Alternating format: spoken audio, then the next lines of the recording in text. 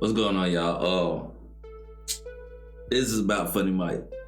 And I know a lot of y'all already know who Funny Mike is, and y'all probably know some of his history. Y'all probably know that he been involved in the court system, and he did a 360, and started dealing with kids and bringing kids up. A lot of them, some of them, not a lot of them, but some of them, they still chose the wrong path, and it's okay. But this video right here, man, is crazy, right? Because it's saying that it wasn't self-defense. And Funny Mike just got off with the M. He got off with the body. So we gonna see what's going on, man. Make sure y'all comment and subscribe.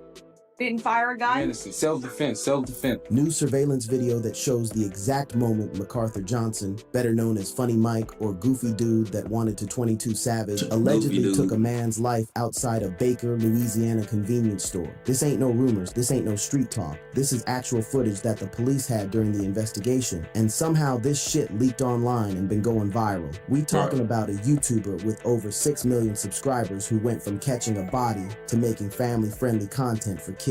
But here's the crazy part. Most of his fans got no idea about his past. But what's even crazier is how Funny Mike finessed the whole system and walked away from a murder charge that should have put him under the jail. Let me break this whole situation down for y'all, because this story got more twists than a soap opera, and it shows you exactly how the streets and the internet can collide in ways that'll blow your mind.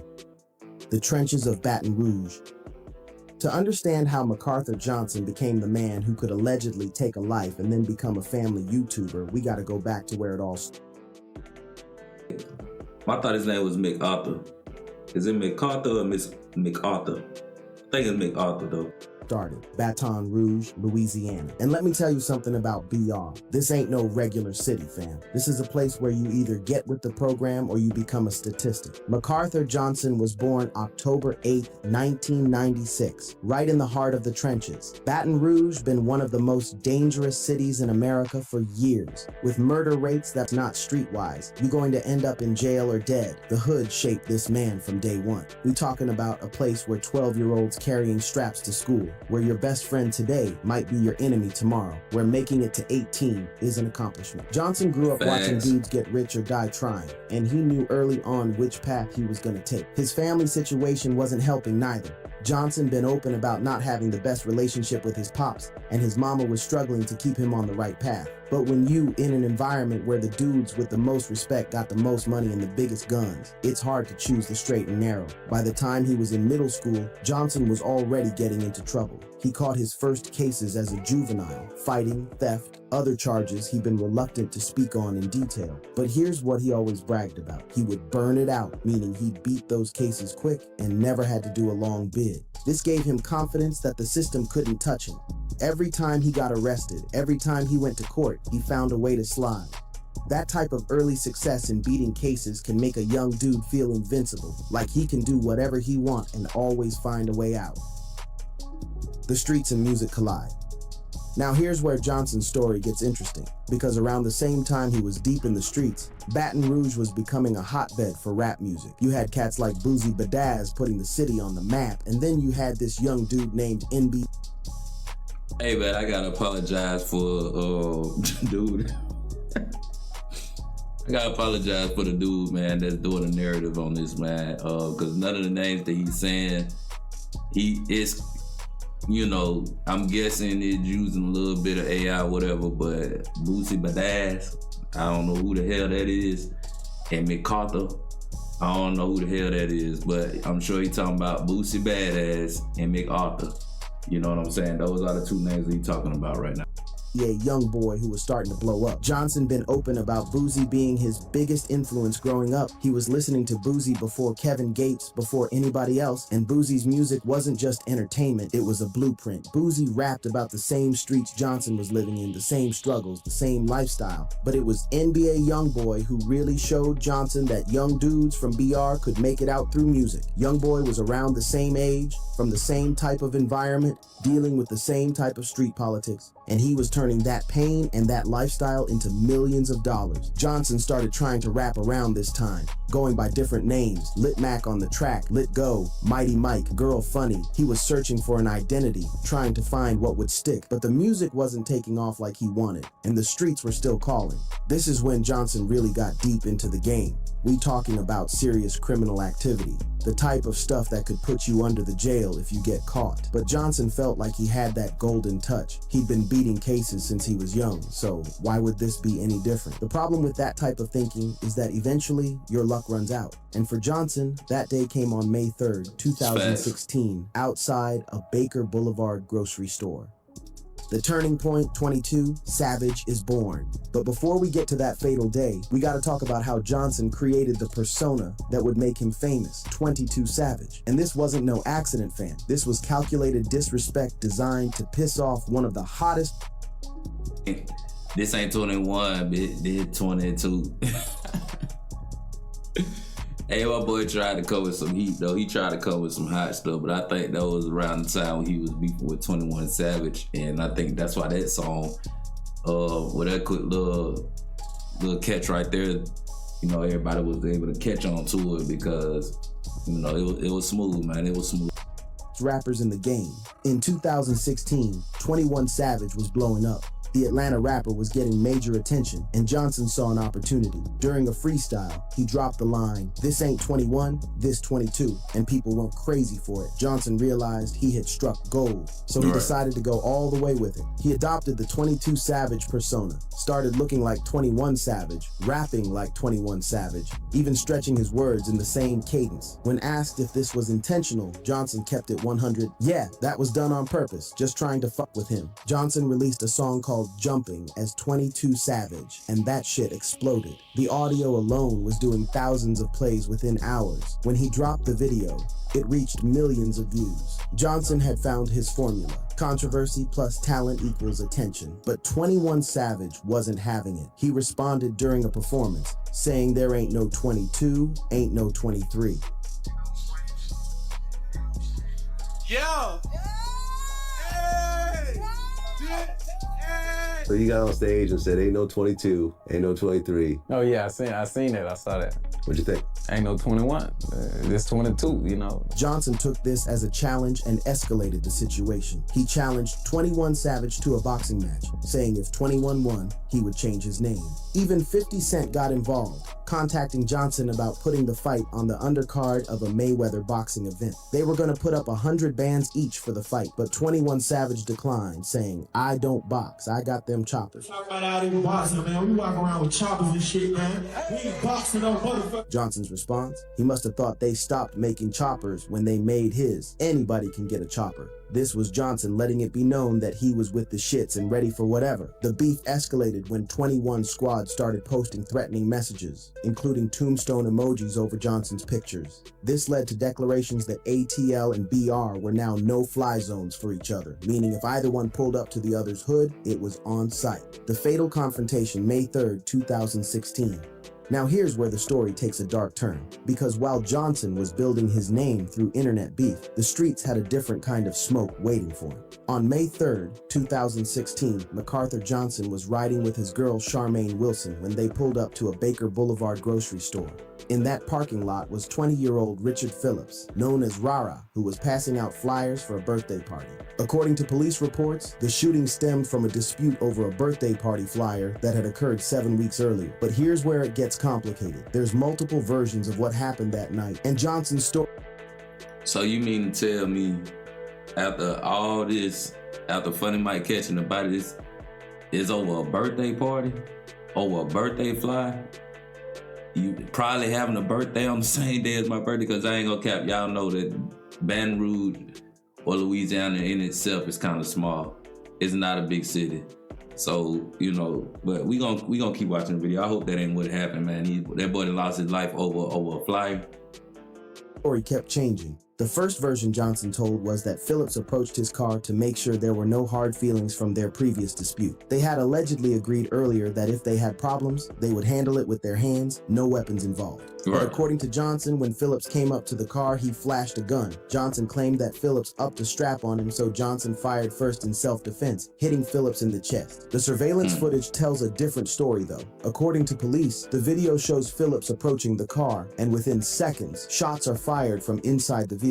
Phillips is seen running away before collapsing in the parking lot. Here's what makes this even more suspicious. Phillips was unarmed. Despite Johnson's claims about self-defense and Phillips having a weapon, no gun was ever found on or near Phillips' body.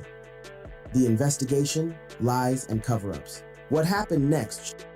Oh man. So MacArthur, Funny Mike, is a killer. Funny Mike hey, he caught him one, man. He caught him one. Now that ain't nothing cool, man. Rest in peace to the guy that lost his life, man, because that ain't cool, you know what I mean? But okay, little Funny Mike, he cut like that. I'm assuming, y'all, but we gonna keep listening to the video. Shows you exactly how Johnson and his crew tried to manipulate the system. Initially, they planned to claim that Phillips was armed and that Johnson acted in self-defense. But when police showed them the surveillance footage, one of Johnson's passengers, Walter Williams Jr., folded and admitted that Phillips didn't have a weapon. Johnson was arrested along with Charmaine Wilson and Walter Williams Jr. He was charged with second-degree murder, illegal use of a weapon, and obstruction of justice. His bond was set at $370,000, but Johnson had the money and bonded out quick. In interviews after his arrest, Johnson seemed ice cold about the serious charges hanging over his head. When asked how he felt with a murder case pending, he responded, "I don't feel no type of way.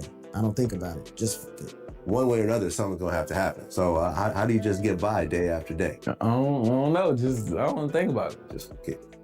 This showed how desensitized Johnson was to the streets. This man was facing decades in prison, but acting like it wasn't nothing but a thing. That's the type of mentality that comes from growing up in an environment where violence is normalized and consequences are just part of the game. Some people speculate that the footage was leaked by someone connected to the investigation, possibly to put pressure on Johnson or to influence public opinion. Others think it might have been leaked by someone trying to help Johnson by showing that Phillips did approach the car first. But regardless of how it got out, the footage going viral created a whole new level of scrutiny on the case. Now you had thousands of people online analyzing the video frame by frame, trying to determine what really happened that night. T charges dismissed. Here's where Johnson caught the biggest break of his life, and where the justice system completely failed Richard Phillips and his family. Despite all the evidence, the surveillance footage, the witness testimony, the inconsistent stories, a grand jury decided not to indict Johnson on the murder charges. This decision effectively meant the case wouldn't go to court, and Johnson was free to move forward with his life. He celebrated this outcome on Instagram, writing, "God is good. Second chance at life. Shout out to my team." But how does someone avoid indictment despite surveillance footage showing them shooting an unarmed man? There's been speculation about Johnson's legal team, about potential witness intimidation, about the quality of the prosecution's case presentation to the grand jury. The grand jury proceedings are sealed, so we'll never know exactly what evidence was presented or what arguments were made. But the fact remains that Johnson walked away from a murder charge that should have been a slam dunk conviction. The transformation from killer to comedian. Following his legal troubles and the 22 Savage controversy, Johnson knew he needed to completely reinvent himself. He eventually dropped the 22 Savage persona and fully embraced his new identity as Funny Mike. This wasn't actually a new direction. Johnson had been doing comedy content before the 22 Savage character, but now he went all in on family-friendly content.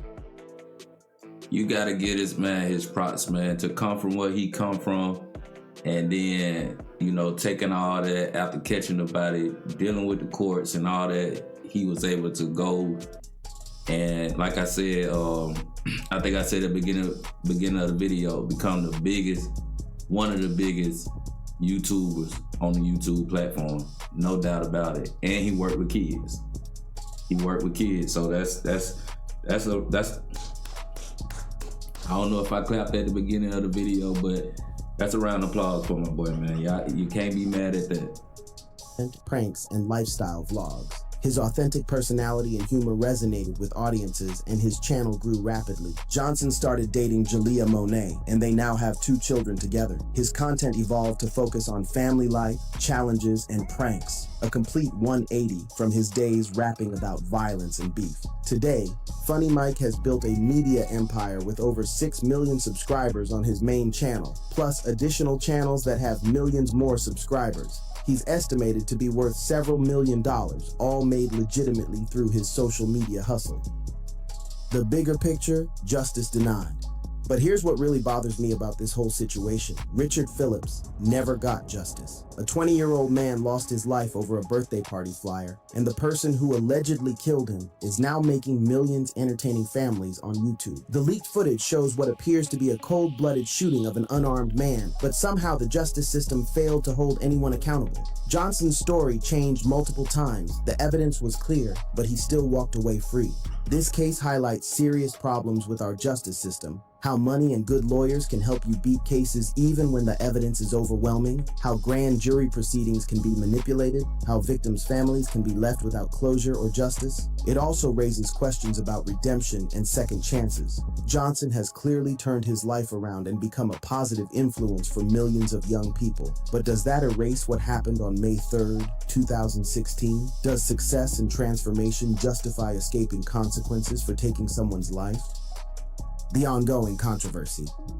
The leaked footage going viral has brought renewed attention to this case and raised uncomfortable questions for Johnson's current fan base. Many of his young fans had no idea about his past, and learning about the shooting has created controversy in his comment sections. Some people argue that Johnson deserves credit for turning his life around and becoming a positive role model. Others believe that he should face consequences for his alleged actions, regardless of his current success. The footage has also sparked debates about the justice system, about how cases like this get dismissed, and about whether wealth and fame should protect people from accountability for their past actions. Johnson himself has largely avoided discussing the case in recent years, focusing instead on his family and his content creation. But the leaked footage has made it impossible to completely escape his past. Conclusion: the price of fame. Here's the bottom line, fam. Funny Mike's story is one of the most complex transformation stories in internet history. From allegedly taking a life in a grocery store parking lot to entertaining millions of families on YouTube, it's a journey that raises serious questions about justice, redemption, and accountability. The leaked footage going viral has forced people to confront the reality of Johnson's past and decide for themselves whether his transformation justifies his escape from consequences. It's also highlighted serious flaws in our justice system and how money and legal maneuvering can help people avoid accountability even when evidence seems overwhelming. Richard Phillips' family still doesn't have justice. A young man lost his life, and the person who allegedly took it is now worth millions and celebrated by millions more. That's a hard reality to accept, regardless of how much Johnson has changed his life. This case shows that sometimes the streets and the internet collide in ways that create impossible moral dilemmas. Can someone truly change? Do they deserve second chances even after allegedly taking a life? And what does it say about our society that leaked footage of a man's death becomes viral entertainment? Y'all need to decide for yourselves where you stand on this situation. But one thing's for sure: the leaked footage has ensured that Richard Phillips won't be forgotten, and Funny Mike will never completely escape the shadow of May 3rd, 2016.